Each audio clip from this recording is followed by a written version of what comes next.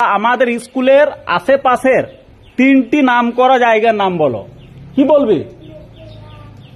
একটা হচ্ছে নাম করা জায়গা হচ্ছে বক্রেশ্বর থার্মাল পাওয়ার, ভারতের মধ্যে বিখ্যাত থার্মাল পাওয়ার, 1050 মেগাওয়াট কারেন্ট তৈরি হয়।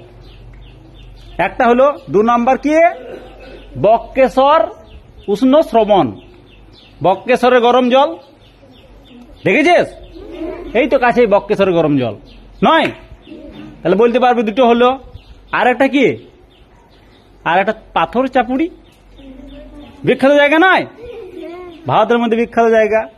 তাহলে বক্রেশ্বর থার্মাল পাওয়ার একটা হলো, আর 2 নম্বর হলো বক্রেশ্বর এর গরম জল, বক্রেশ্বরের গরম জল নয়, বক্রেশ্বরের গরম জল। আর একটা কি বললাম? পাথর চাপুড়ি মাজার।